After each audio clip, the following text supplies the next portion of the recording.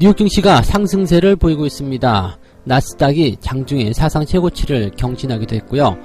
트럼프의 대국민 연설 이후 이란과의 어떤 충돌 가능성이 굉장히 낮아지면서 전체적으로 분위기가 많이 개선되고 있는 듯한 느낌입니다. 이란과의 전쟁 위기감이 줄어든 상태에서는 미국 금융시장이 다시 한번 상승할 것이다. 전 세계적으로 금융시장이 안정될 것이라는 분위기가 나오고 있습니다. 여기에 대한 이야기 설명드리도록 하겠습니다. CES에서 비행 자동차를 선보였다. 무슨 얘기냐면요, 하늘을 나는 자동차. 뭐 예전에 이야기를 한번 들어본 적이 있으실지도 모르겠는데요. 현대 자동차에서 지금 추진하고 있는 그런 사업 중에 하나입니다. 미래의 자동차라고 보시면 되겠죠. 자율주행이나 전기자동차만 있는 것이 아니라 하늘을 날아서 목적지까지 가는 그런 형태의 자동차를 상용화시키겠다라는 이야기를 했다고 합니다. 어떤 이야기인지 알아보도록 하죠. 삼성전자의 수익률, 중동 위기감에도 삼성전자의 주가는 꿋꿋하게 상승하다 보니까 거기에 대한 기대감들이 높아지고 있는 것 같은데요. 강남 아파트보다 수익률이 삼성전자 쪽이 훨씬 더 좋더라, 그런 얘기가 나오고 있습니다. 자, 삼성전자와 강남 아파트, 주식과 부동산을 비교하는 이러한 기사들이 나타나기 시작했는데 이 내용들 자세하게 전달해 보도록 하겠습니다.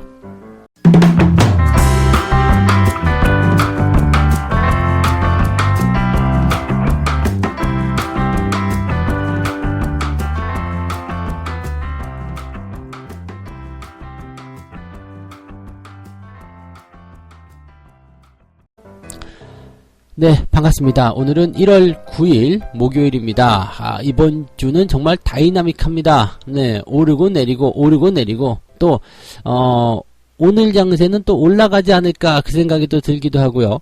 네, 전체적으로 이제 이런 분위기들 속에서 투자자들이 아이고 어떻게 하면 좋아, 투자하기 정말 어렵다, 이런 얘기들 많이 하시는데요. 뭐 늘 드리는 말씀이지만 이것저것 방향 잡기 어렵고 이쪽으로 할까 저쪽으로 할까 헷갈리다라면 어떻게 하면 좋다고요? 그냥 가만히 계신 곳에 있으면 됩니다. 그냥 한 자리를 지키고 있으면 결국에는 돌고 돌아서 내가 가고자 하는 방향으로 다시 나를 밀어준다는 이야기를 하는 거죠.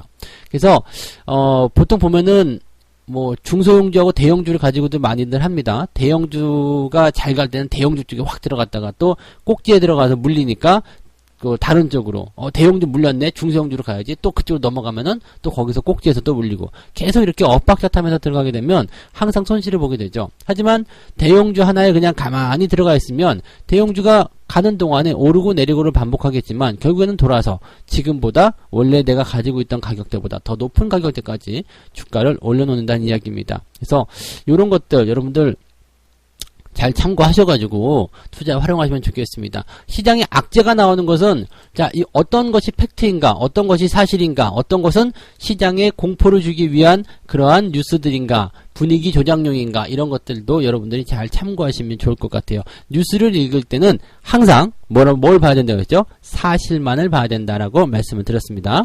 자, 그러면 사실만 한번 또 살펴보도록 하겠습니다. 미국 금융시장이 이란 위기 진정에 무게를 두고 있다. 나스닥이 장중에 사상 최고치를 찍었다. 뭐 당장 이거 하나만으로 보시면 됩니다. 뭐 일자리가 크게 늘었다. 뭐 시장의 어떤 기대감들이 높아지고 있다. 미국 경제 지표는 어제부터 해가지고 계속 좋게 나타나고 있습니다. 그래서 미국 경기가 좋은 것에 대해서는 부정하는 사람들이 아무도 없습니다. 다만 여기에서 불안감을 느꼈던 것은 이란과의 충돌 같은 가능성에 대한 부분이었거든요.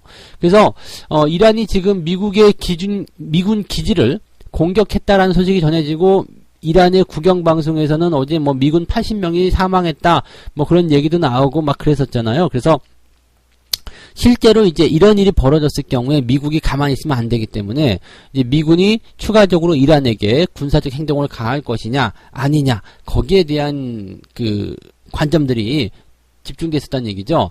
트럼프 대통령이 어제 저녁에 이 대국민 연설을 합니다.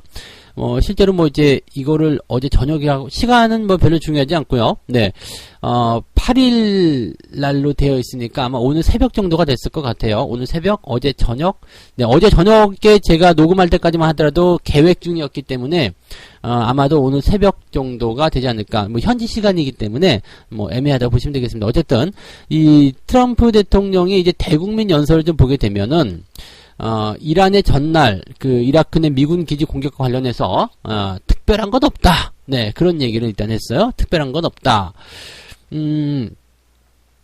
미군 측에 사상자가 있었다라면 이것은 굉장히 큰 문제가 될 것이지만 뭐 다친 사람이 없다는 얘기예요.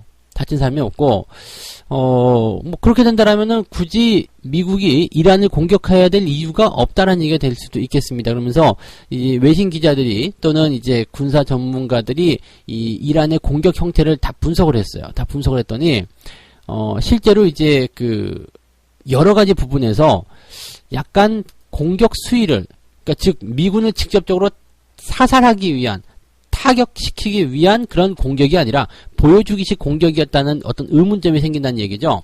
뭐냐면 미사일을 15발 쐈다고 그러는데 직접적으로 이제 그런 타격을 통해서 큰 피해를 주기 위해서는 이제 미사일을 쏠 것이 아니라 다른 어떤 타격 무기로 공격을 했어야 된다. 이런 얘기가 좀 있었고요. 그 다음에 뭐 미군 기지나 미국 영사관 부근에 포탄이 떨어지기는 했는데, 미사일이 떨어지긴 했는데 상당히 거리가 있기 때문에 직접적으로 피해를 주지는 않았다는 거. 그 다음에 이란이 공격할 것이다 라는 어떤 경고 메시지를 충분히 이 우회를 통해서 공격할 거야, 공격할 겁니다, 이런 경고의 어떤 사이렌들을 많이 울렸기 때문에 이 부대들이, 이 군대가 충분히 대피를 할 수 있었던 시간을 다 벌어주었다. 그리고 나서 빈집에다가 때리는 형식이었다라고 되어 있습니다. 그래서 실질적으로는 이제 미군 기지가 타격을 받은 것도 없고요. 미군이 다친 사람도 없다라고 되어 있습니다. 그래서 사상자가 없었고 우리 모든 장병은 안전하고, 네, 군 기지에서는 최소한의 피해를 입었다 정도로 이야기를 했습니다. 그래서 뭐 사실 이런 상태가 돼버리면은 미국 입장에서는 이란을 공격해야 될 명분이 적어집니다. 그리고 미국이 원하는 것도 그런 거였고요. 또 이란 입장에서는 뭐 어제 저녁에도 제가 잠깐 말씀드렸지만 공격했다. 미국을 직접적으로 공격했다. 그리고 미국과 손을 잡고 있는 우방 국가들에게도 경고 메시지를 확실하게 전달했다라는 것을 이란 국민에게 이야기할 수 있죠.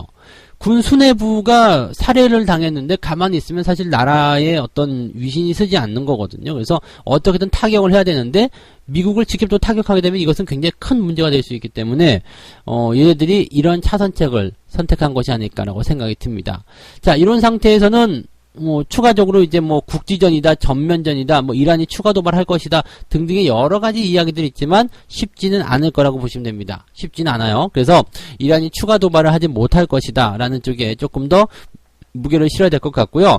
뭐 이런 상태 속에서도 뭐 추가 도발을 하게 된다라면 어떠한 다른 쪽의 어떤 분위기가 좀 형성될 수는 있겠죠. 근데 현재 상황만 봐서는 네, 추가 도발을 위한 그런 공습은 아니었다, 보복 조치는 아니었다라고 판단이 되고요. 미국 입장에서도 더 이상의 확전은 원하지 않는다라고 되어 있습니다. 미국도 지금 소정에 원하는 부분들 다 얻었어요. 네, 지금 뭐 강력한 군대라는 어떤 이미지, 현 정권이 아주 잘하고 있다는 이미지, 그리고 탄핵 이야기 이런 것들 다 들어가 버렸잖아요. 그러니까 트럼프가 원하는 건 다 얻었기 때문에 굳이 여기서 피 흘리고 할 필요가 없다라는 얘기가 일단은 나오는 거죠. 물론 이제 추가적인 그 조치가 더 나오게 된다라면 문제가 더 생길 수도 있겠습니다만 현재 시점에서는 이제 확전에 대한 자제, 예, 그러면서 경제적인 제재 조치를 가하는 것으로 마무리를 하겠다 이렇게 되어 있습니다. 뭐 현재 시점에서는 네, 시장에서는 가장 원했던 가장 좋은 소식이 아니었을까라고 생각이 들고 있습니다. 국제유가가 다 내려갔고요. 5% 정도 하락세를 보이기도 했습니다. 그래서 유가와 관련된 부분에서 주가가 많이 올라갔었던 종목들 단기적으로 하락세가 크게 나타날 수 있기 때문에 조심을 좀 해야 될 것 같다 생각이 좀 들고요.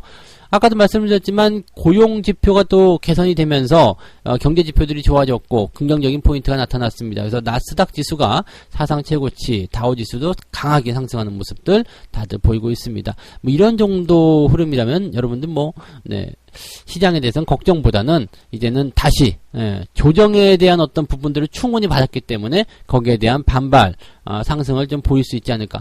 어떻게 보면요, 시장이 조정이 좀 필요한 시점이었는데 아주 잘, 네, 시기적절하게 이러한 어떤 악재가 빵 하고 터지면서 증시의 조정을 잘 만들어져 버렸어요. 그래서 오히려 더 건강한 추세가 만들어질 수 있는 상황이 되었다라고 판단이 됩니다. 투자자들 입장에서는 더없이 좋은 그런 환경이 만들어진 것 같다 생각이 좀 드네요. 그래서 물러설 필요 없이 네, 시장에 대한 기대감들은 계속 가져가시는 것이 좋겠다 이 말씀을 드릴 수 있겠습니다. 자, 두 번째 이야기입니다. CES, 이제 가전 정보 기술 전시회다라고 보여지지만은, 실제로 이제 자동차도 여기에 많이 포함되죠. 이제, 삼성전자와 LG전자, 이런 쪽만 좀 계속 주고볼까 했었는데, 애플도 참여하고요. 근데, 이번에 현대차가 여기에 또 참여를 해서 뭘 하게 되냐면, 자율주행, 네, 전기체, 미래 자동차, 새로운 기술을 가진 그런 자동차의 어떤, 미래상을 좀 이야기했다고 합니다. 이번에 이제 미래 자동차 산업에 대해서 어떠한 상황들을 이야기했느냐면, 일단은 자율주행 4단계.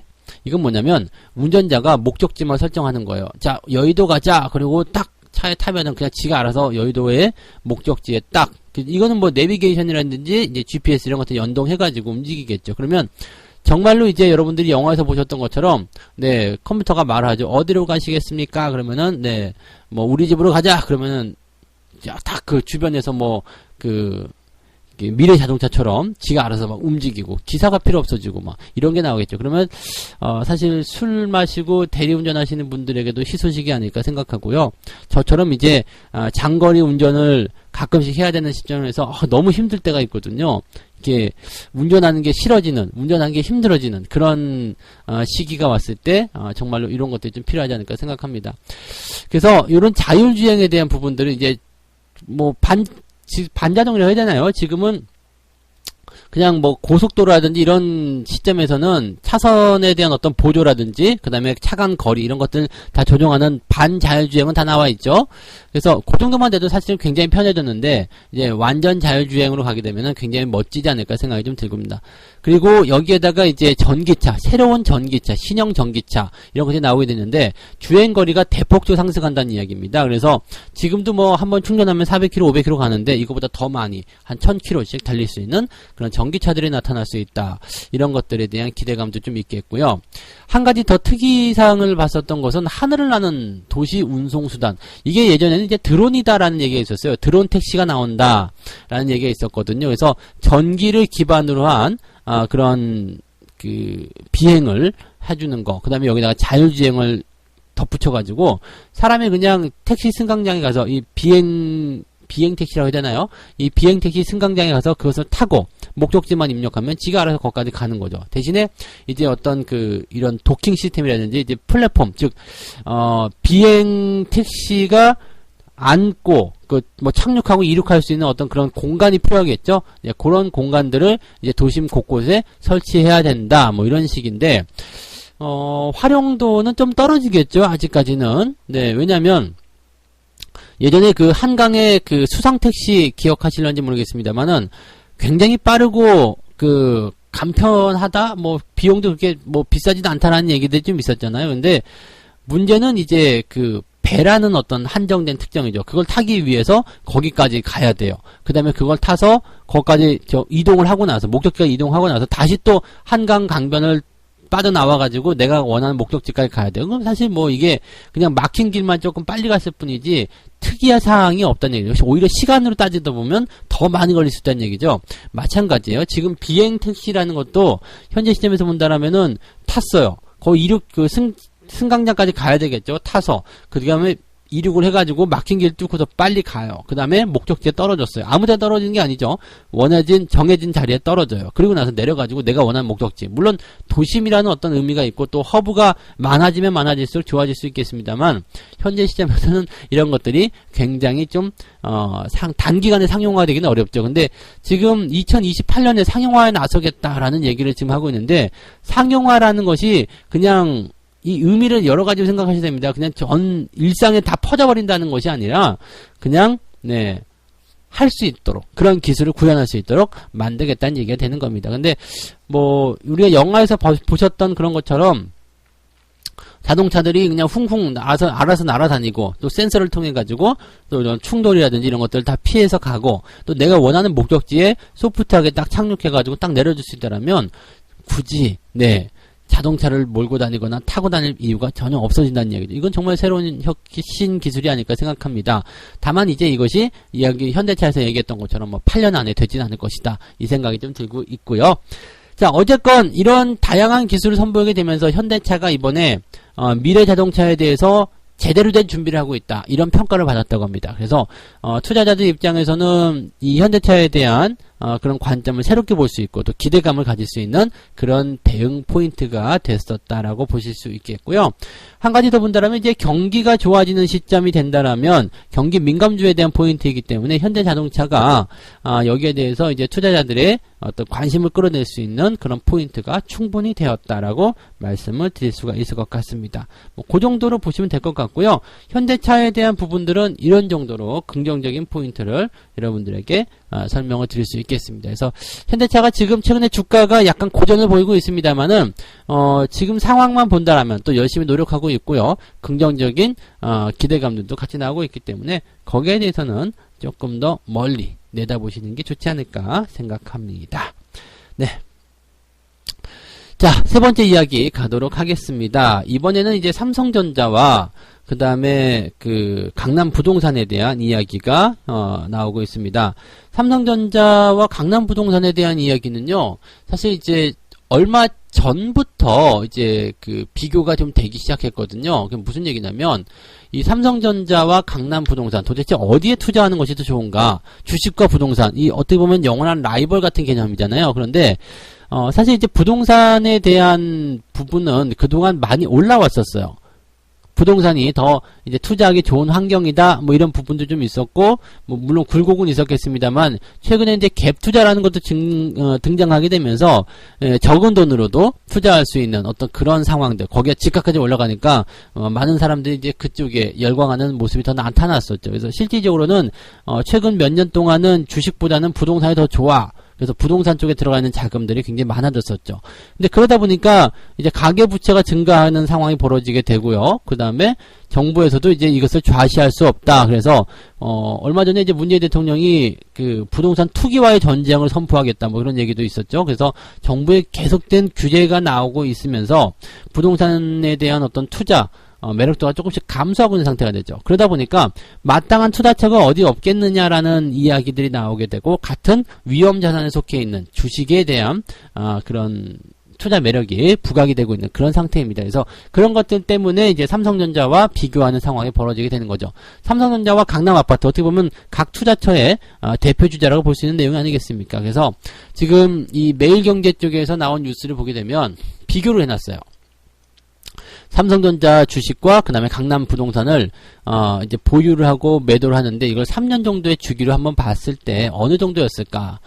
1986년 이후에는 서울 아파트의 상승률이 20%, 그 다음에 코스피의 상승률이 26%, 삼성전자는 107%나 됐다. 3년 정도 보유했을 때입니다. 네. 그 다음에 2000년대 이후에는요, 3년 정도를 보유했을 경우에 서울 아파트가 18% 상승했고요. 그 다음에 코스피는 31%, 삼성전자는 65%. 2010년도 이후에는요, 9.65%의 서울 아파트 상승 추세, 그리고 코스피가 6.18%, 삼성전자는 47.64% 이렇게 나와 있습니다. 자, 요거는요, 지금 보시면 이제 3년 보유 평균이고요. 정확하지는 않겠습니다만, 지금 요 데이터로만 본다라면, 주식이 부동산보다 훨씬 더 높은 수익률을 보여주고 있다. 그 중에서도 삼성전자 같은 경우는 부동산 대비해서 몇 배는 더 높은 수익률을 보여주고 있다는 얘기가 결론이 나오게 됩니다. 물론 이제 부동산 전체 시장과 또 삼성전자를 비교하기도 그렇고, 주식과 부동산 특정 강남 아파트 이렇게만 또 비교하기도 좀 어렵겠습니다만은, 일단 현재 상태에서 본다라면은 돈이 많은 사람들이 또 이런 주력 상품들, 즉 큰 덩어리에 투자하고자 하는 그런 생각을 가진 사람들이 그런 입장에서 풀이를 해본다면, 강남 부동산과 삼성전자를 비교했을 때 삼성전자, 즉 주식에 투자하는 것이 훨씬 낫다는 이야기 되는 거죠. 또 삼성전자에 투자를 하게 되면 좋은 점들이 있습니다. 부동산을 보유하는 데 따른 보유세, 재산세 이런 것들이죠. 이런 것들에 대한 부분들이 전혀 나오지 않고요. 주식은 배당이 나오게 되죠. 주식은 배당을 통해서 추가적으로 그 배당금을 이용한 추가 주식 매입이 가능할 수도 있고요. 뭐 이런 식으로 지금 계속 진행이 된다면 뭐 복리에 대한 부분도 다 뺐겠습니다만 주식이 어떤 식으로 분석을 하더라도 조금 더 투자에 대한 유리한 감은 있겠죠. 다만 이제 주식 투자가 대중들에게 인기를 끌지 못하는 이유 중에 하나는 뭐냐면 단기성으로 봤을 경우에는 자꾸 손실을 볼 수 있는 가능성이 있다는 얘기죠. 그래서 지금 이 기사에서도 이야기한 것처럼 장기 보유, 즉 몇 년 정도, 1년 뭐 이런 거 말고요. 2년, 3년 또는 3년 이상, 5년 이런 식으로 장기 보유를 했을 경우에는 부동산보다도 훨씬 더 높은 수익을 가져갈 수 있다라는 것을 이야기하고 있는 거죠. 그래서 이제는 주식도 단기적으로만 사고 팔고 할 수 있는 어떤 요인으로 확인하시는 것이 아니라 부동산처럼 3년, 5년 이렇게 길게 보유하면서 수익을 내보자. 이런 식의 어떤 취지들이 나오고 있는 거죠. 그래서 장기 투자를 하면서 오랫동안 주식을 보유하게 되면서 여기에서 얻어들이는 수익들을 최대한 끌어서 만들어보자. 그렇게 이야기들을 정리하시면 될 것 같습니다. 주식도 부동산처럼 하라. 그러면 부동산보다 수익이 좋아질 것이다. 이것이 이제 마지막 이야기가 될 수 있겠습니다. 자, 이렇게 해서 오늘 세 가지 이야기 말씀드렸고요. 뉴욕 증시가 긍정적으로 진행이 되면서 투자자들의 어떤 투자 심리가 개선이 될 것이다라는 예상들이 나오고 있습니다. 긍정적으로 우리가 풀이해 볼 수 있는 내용이 되겠고요. CES에서 비행 자동차를 선보인 현대자동차에 대해서 투자자들의 심리가 긍정적으로 돌아서고 있다는 얘기가 나타났습니다. 미래 자동차에 대한 준비를 제대로 하고 있구나, 이런 평가를 받았다고 하니까 참고하시면 되겠고요.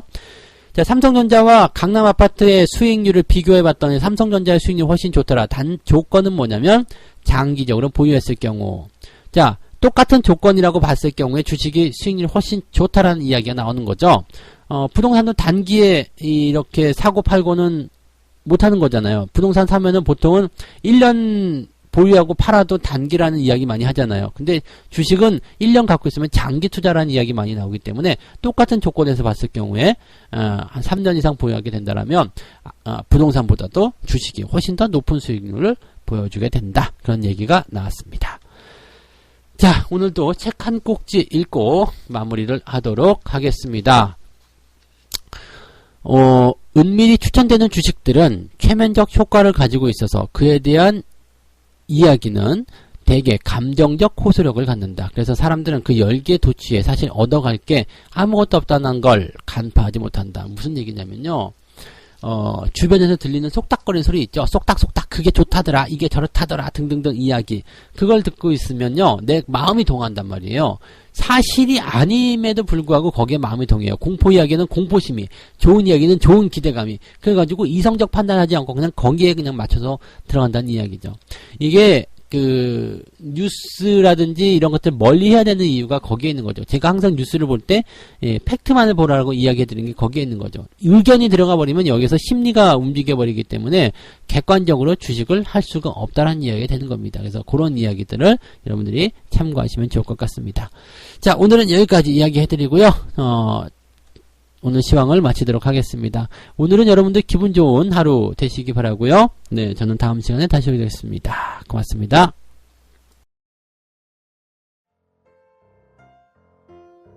본 방송에서 제공되는 모든 정보는 투자 판단의 참고 자료이며 투자의 최종 책임은 본 방송을 이용하는 본인에게 있습니다.